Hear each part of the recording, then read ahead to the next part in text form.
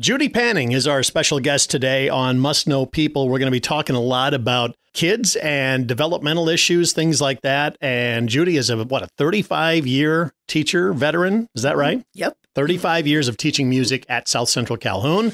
Well, I started in other places. So I started in Arizona and taught for 6 years out there. And then I came here and I taught for a little while in Carroll.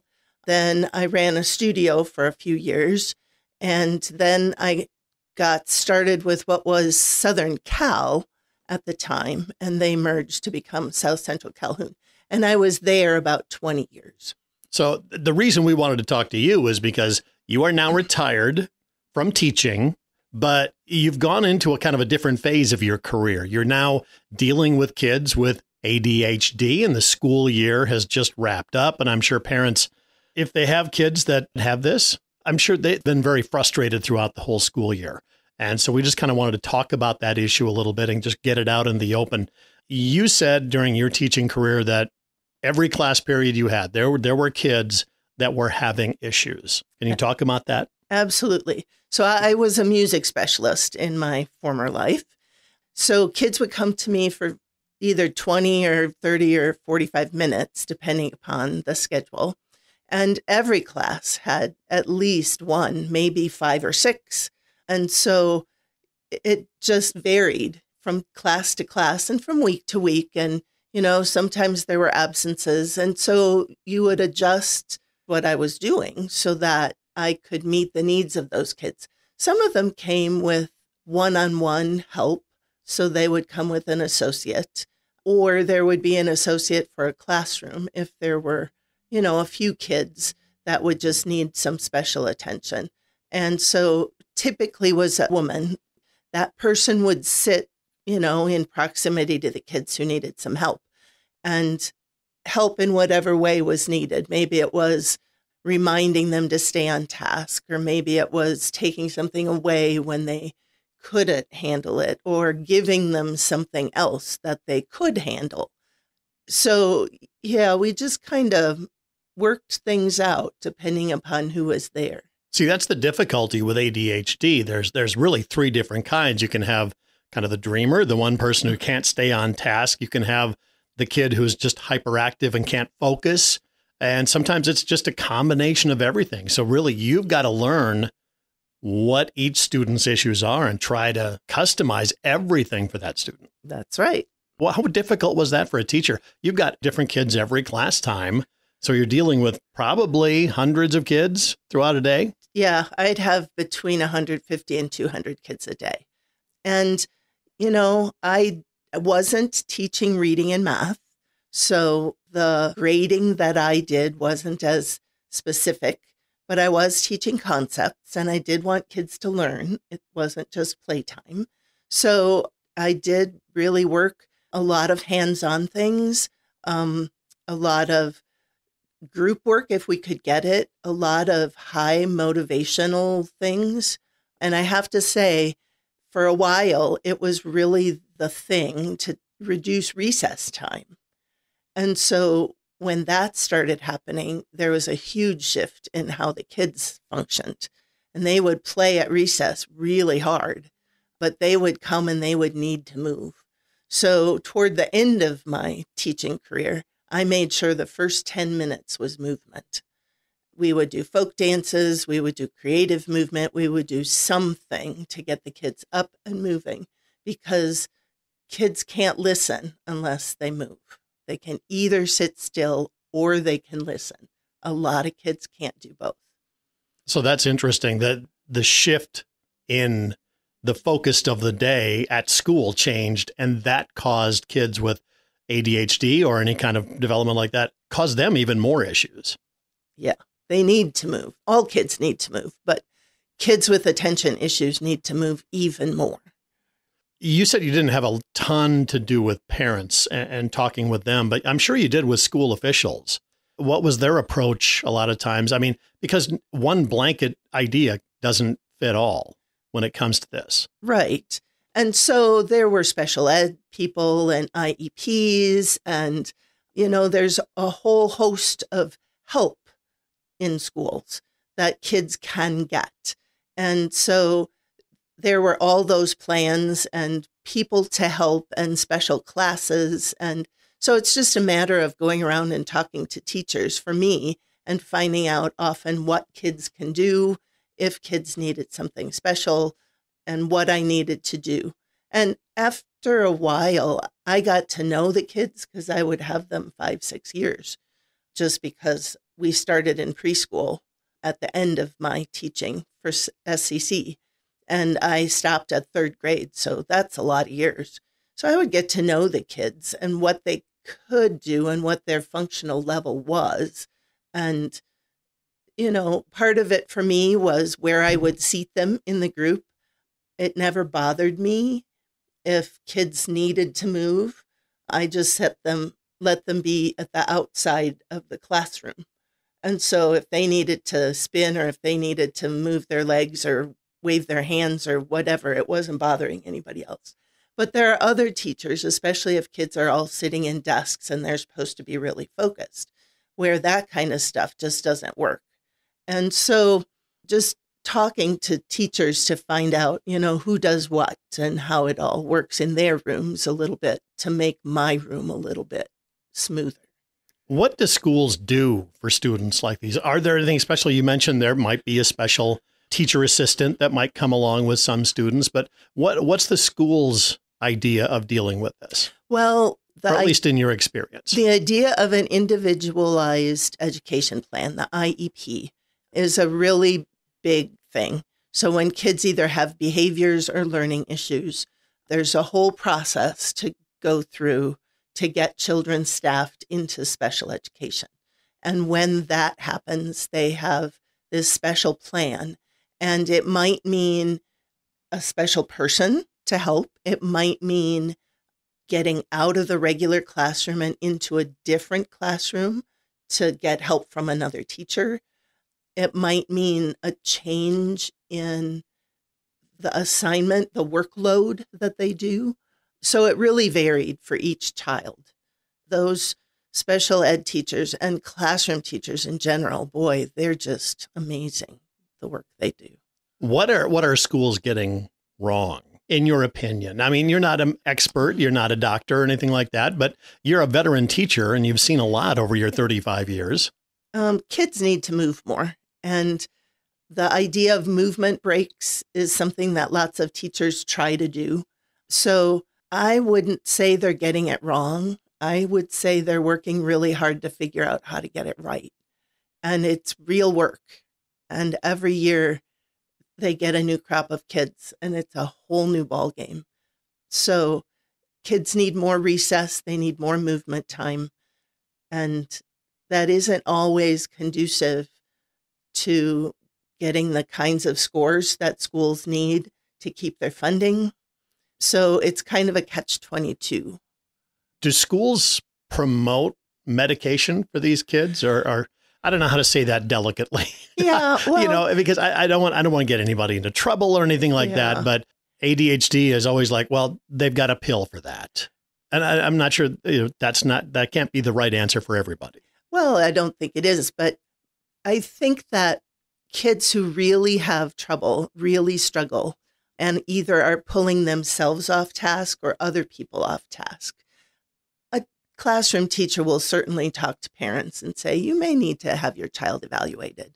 And so that evaluation process requires a doctor. And then, between all the forms they fill out and all the information they collect, they make decisions. And medication is one decision that people can make. And it can be a right decision for a child. It can change lives in very positive ways. So parents, I'm sure it's got to be ultra frustrating for them. I mean, as a teacher, it can be frustrating as well. But any advice for parents out there that have a child that's maybe struggling a little bit? What should they do? What should they be looking for? Or maybe what's that first step?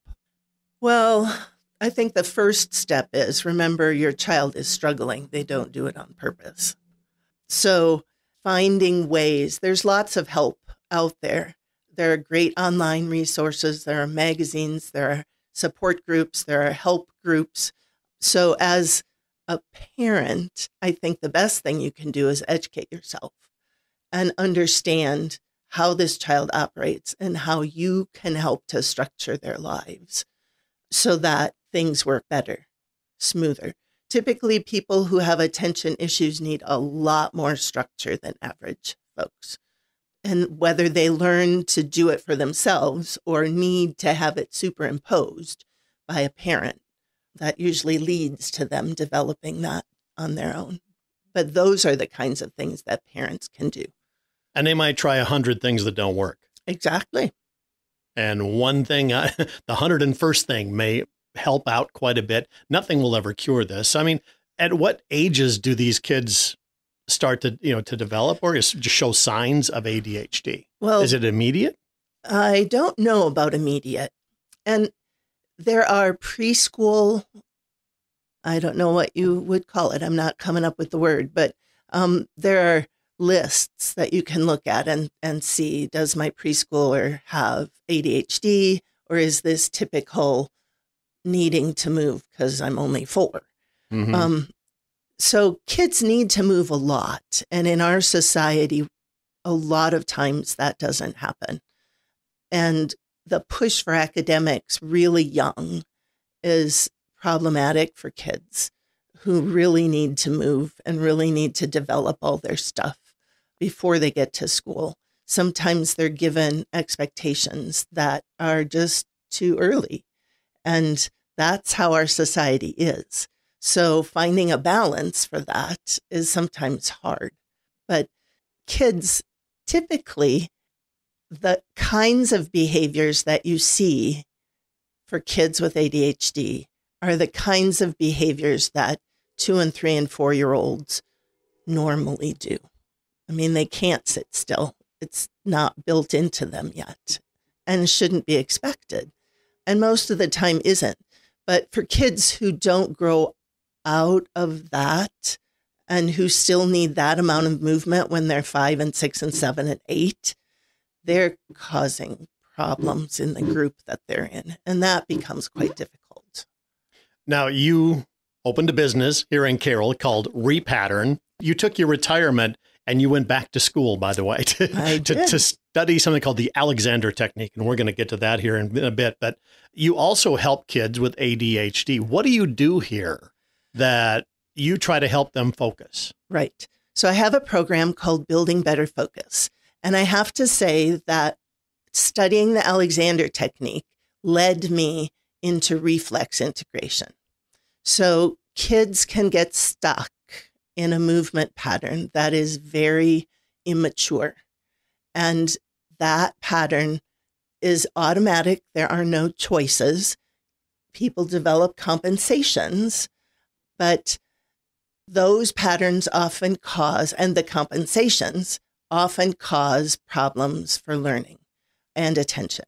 So part of what I learned when I went off to study was how to, I won't say diagnose, I call them checks, how to find what those patterns are, and then develop a series of movements that will help children move through that early pattern and let it mature so that the brain can grow.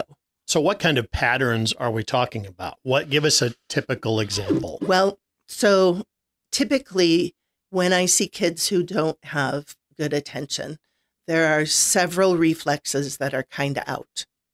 One is the Moro reflex.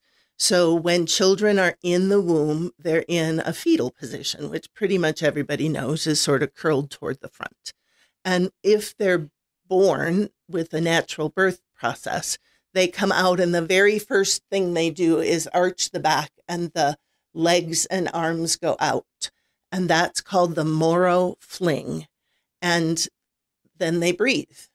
So that's a reflex. And kids are born with that so that they can do that, so that the brain can integrate that and move on to other movements that need to happen. So that as those movement patterns sort of are absorbed by the body, then the brain grows and kids have choices about movement patterns. So that's one that I see. Another one that I see very frequently is called the ATNR, the asymmetrical tonic neck reflex.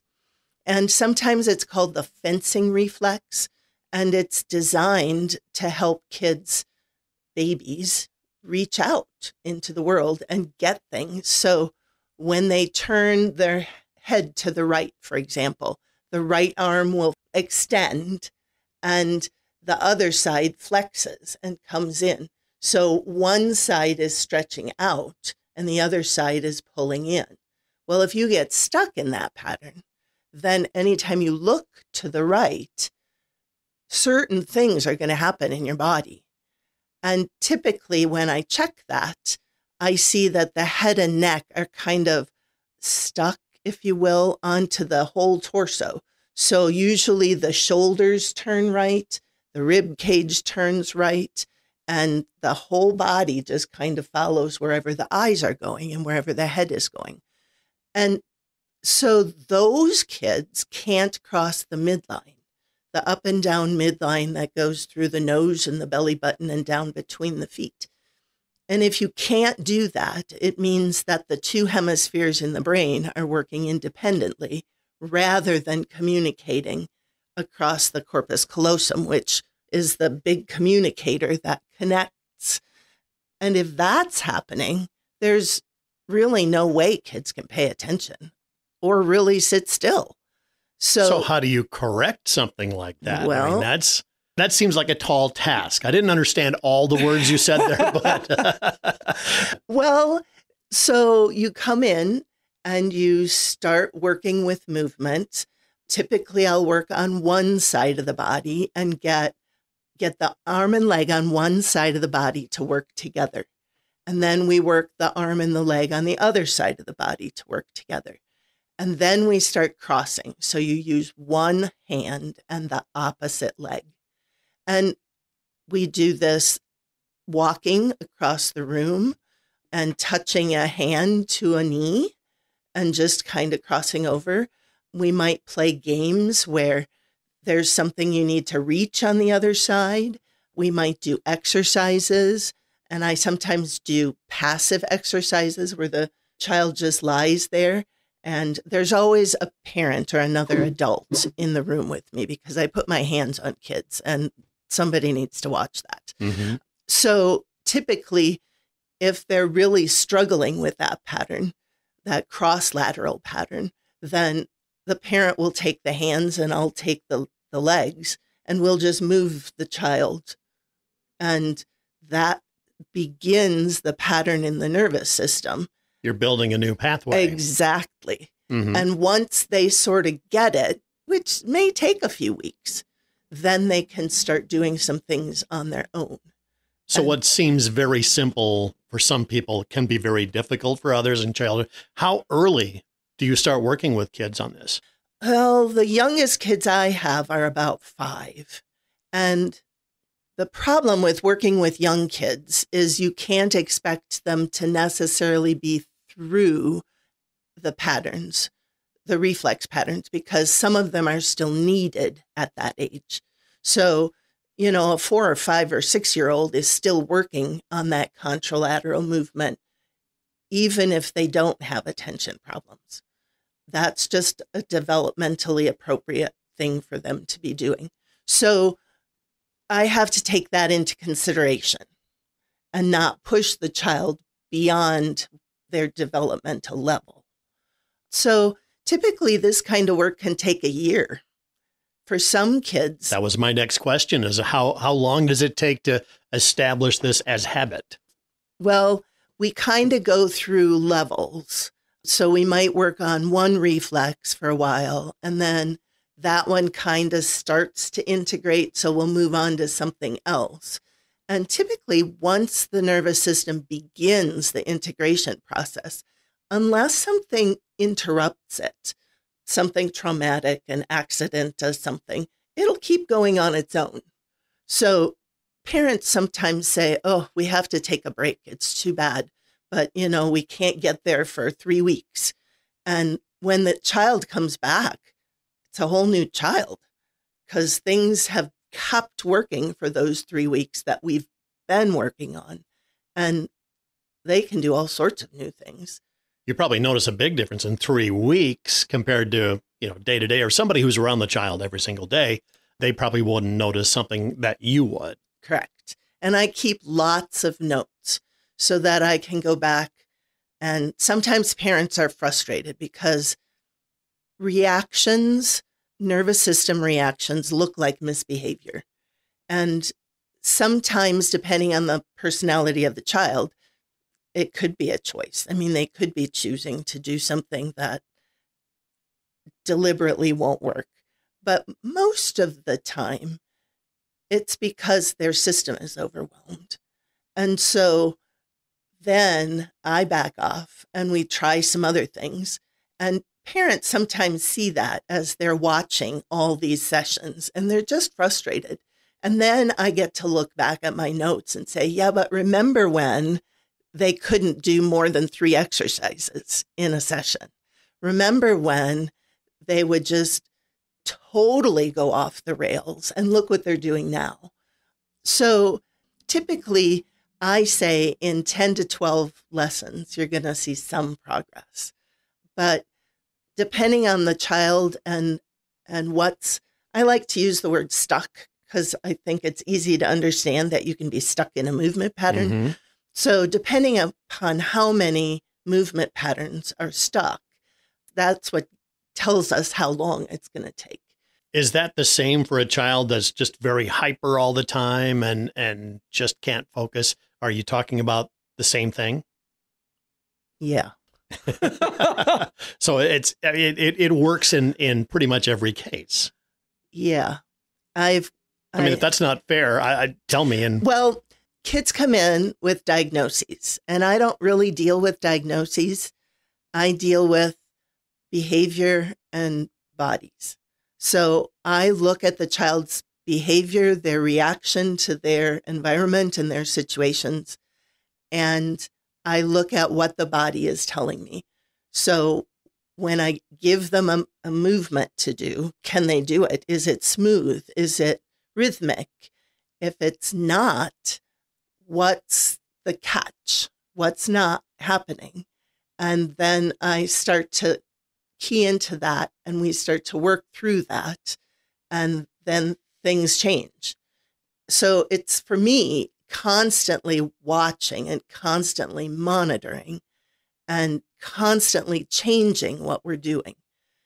And you have to understand, we play.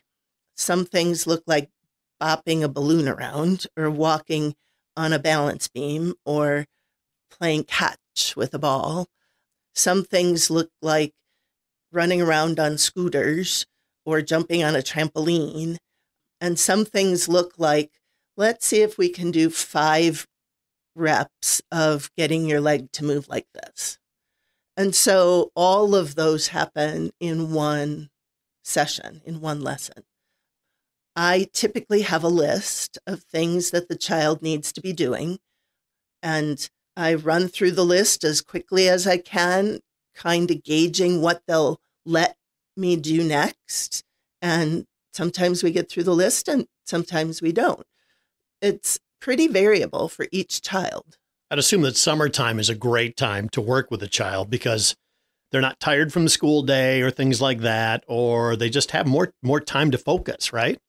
They have more time to devote to this. I mean, there are lots of other activities too, ball games and swim team and camps and fun things that kids should definitely get involved in. But yeah, it's a good time to work on this because they can go out and play. It's an interesting topic. And listen, we're not dispensing any medical advice. We're just simply saying, here's what you offer here at Repattern is the name of your business. But you also teach other things. I mean, when you talk about movement, music is a big time movement activity, which can really, I assume, have a lot of benefit for a lot of students. Yeah, I do early childhood music. Early childhood music is really my passion. So I like to work with kids from, I don't have baby classes right now, but I've got kids who are 18 months old and up till 5. And yeah, we get on the floor and we move and we bang on things and we listen and sing and do all the things that are really good for nervous systems. And I try to incorporate as much developmental movement into that as possible so that we're starting to work on crawling in case they didn't do that or didn't do much of that. We work on spinning to get vestibular sense going. We work on tiptoes and foot things that some kids do better than others. And, jumping and hopping and all of that stuff goes into those classes. But then as we move up, I also teach some group piano lessons. And it's been really interesting to see how fingers work or don't. Those are real fine motor skills. They're very fine. And some kids really have problems. And so it's interesting to see what I can do to help that develop as they're kind of getting into that. Before we move on to like the Alexander technique that you studied for a couple of years, ADHD, does anybody ever grow out of it? Is it something you're going to deal with no matter what stage of life you're in? Yeah, I think that would be more accurate. There may be ebbs and flows, so for a while it may seem like it's not so bad. And then, you get married and have 3 kids and it comes right back. So, yeah, I think that it's something that you always have to think about. After you retired, you could have just retired from teaching, gardening, whatever you wanted to do. You went back to school. Yeah. So you went to the University of Illinois, correct? Nope. I'm sorry. That's okay. Got the alma mater wrong. I studied in a studio. So running this studio right now, it's a bucket list thing for me. I've wanted to do this for a quarter of a century, which labels me as old, I realize. But time is just a construct. Exactly. So when I discovered the Alexander technique for myself, I had trouble singing. And since I was singing for 6 hours a day, it was kind of important that worked.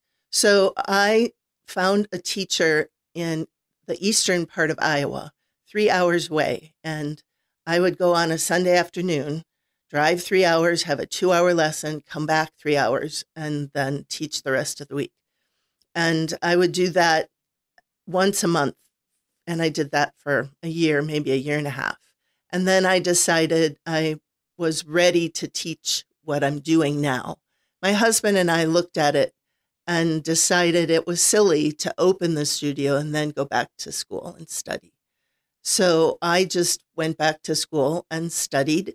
And I'm so glad I did, because studying how the body moves, which is what the Alexander technique study is, led me into the reflex integration. And then also into being able to look at a child and understand their movement patterns better than somebody who doesn't know all of that. So in other words, you learned way more than you thought you were going to learn. Exactly. And it's really proving helpful right now. So what is the Alexander technique? If somebody said, define it for me. It's really a way of thinking. That's the easiest definition. So it's about understanding how you move and looking at your own habits and deciding that there's a process that might work better. And being aware, stopping, and using a good process. We work on a lot of body mechanics and a lot of body mapping, but it's really about becoming more aware of yourself and how you move, and then stopping to make choices about moving better. And it's all basically to reduce pain in the body. Is that the big thing? That's why most people begin. So when I was training, I worked with musicians. I worked with somebody who was an athlete. I worked with someone who she worked at home, but she worked at a desk all day long. And she also was a runner. As many of us do. Yep. And she also was a runner. And so each of these people had a different issue, and most of it was pain related. I worked with one of the musicians I worked with was an organist who happened to have a spine issue that was pinching a nerve. And so getting that taken care of, and then learning how to do things better so that everything worked more smoothly was an interesting process. I worked with a flutist who was having pain when she was playing. And so we worked out ways to hold the flute, ways to stand, ways to get the body lined up, ways to breathe. So there are a lot of things. I mean, in class, we often talked about, kitchen work, because chopping things and doing dishes, all of those things are pretty hard on the body. So if you can find ways to make them easier, you're ahead of the game. You have alleviated pain by not allowing it to happen in the first place. A lot of times people will just say, well, I'll just take a pill to try to alleviate pain. But really what you're doing is just masking it and not working with the problem, right? Right. And so studying the Alexander technique is a way to actually get to the crux of the problem and change it so that it's not there anymore. So you're working with people right now on this, and you really got to just examine. There's no computers here. There's no, you're just examining exactly how somebody moves and saying, okay, let's break every little bit of that down and slow it down and rework how you do things. And that eventually solves the problem. Right. My studio is called Repattern for a reason, because all of us live in movement patterns. And the idea is that if you can look at the pattern and make a choice to do a different pattern that will work better, then you're ahead of the game. So you have essentially repatterned your nervous system.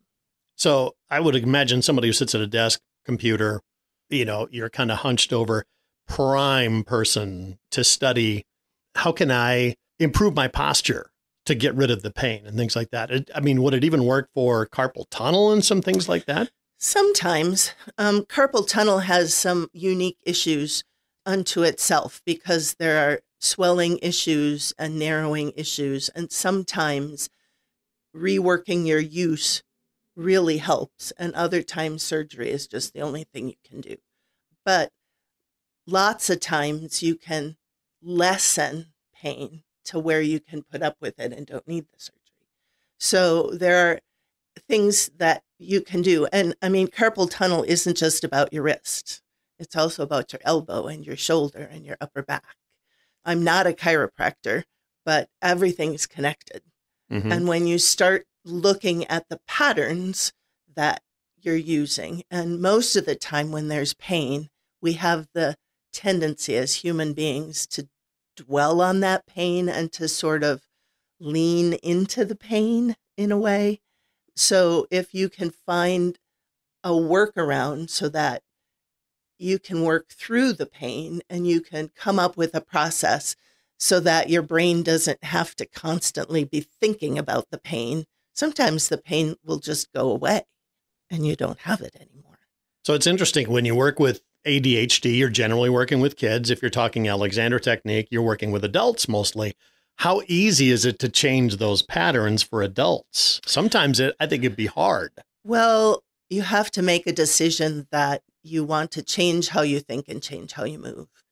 Otherwise, it's kind of a futile effort for me to show you how to do it and do things with you if you're not actually willing to look at it and make a change. And for some people, that's easier than for others. How long does it take for somebody to, let's say they're committed to it, to see some results from this? Can they see some after a first session, just saying, I didn't realize I was doing this? Or yes. And you typically see more things. So when I give a lesson, people will usually have an aha at the lesson. And then if they come back in a week or 2 weeks, I usually ask about that. So how did it go? And it's about thinking. It's about thinking about what you're doing. So I'll ask about it and they'll say, yeah, and then I noticed. And so typically between lessons, as people are working more with what we've been doing, they notice more things. So that's the process we go through. And then we kind of take that level and move it to a different level. How long are your sessions with people? Are they fairly quick or are they extended periods? 45 minutes at a time, typically. And the number 12 works really well. So when I recommend a course of Alexander Technique lessons, I usually say, plan on coming for 12 sessions, because by the time you're through 12 Alexander Technique lessons, you've learned some of the principles of the Alexander Technique, and your nervous system has started to take on some new patterns. When I work with ADHD kids, it's the same thing. 12 seems to be a nice number. Now 16 is a great number too. And when F.M. Alexander, the founder of the Alexander Technique, required all of his students to take 30 lessons. And by the time you're at 20 or 30, your nervous system is a different animal. How many studios like yours are there out there? I've never heard of one that did things that you're doing here. We're in kind of an Alexander Technique desert. I am the 5th teacher in the state. There is one in the northeastern part. There are 2 on the eastern part of the state. There's another one floating around somewhere, and there's one in Des Moines. And then this half of the state is me. I'm the only one in this half of the state. There's another teacher who only teaches online in Omaha. But if you go to the Twin Cities, there are probably 5 Alexander Technique teachers. And where I was in Champaign-Urbana, there were probably 10 Alexander Technique teachers, because there's training there. As far as working with kids who have attention issues, I do know of other studios like this, and there are other programs similar to mine in Des Moines, in Omaha.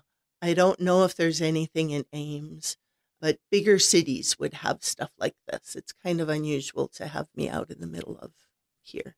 Town of 10,000, and your studio is available here. Yeah, I know you have a Facebook page, and you know you've got a website and things like that. So if people want more information to find out more about what you do, where do they go? Well, my moniker is Repattern, the numeral 2 Learn.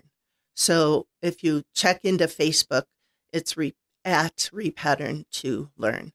And the website is also repattern2learn.com. And you've been open how long? Since the beginning of 2024, and I've been in this location since last August. And things are going well. Yeah. Yeah. You've got a summer session, of course, coming up as well. So again, repattern2learn.com is the website, or you can look up Repattern on Facebook. You'll find it right there. Judy, thanks so much for joining us. I appreciate that. And it's kind of interesting how just simple things can make big differences for kids or for adults. And if you want to try to do everything, drug-free and everything like that, there's options for people out there. Absolutely. All right. Well, thanks for joining us for so much, and I appreciate it. Thanks for having me.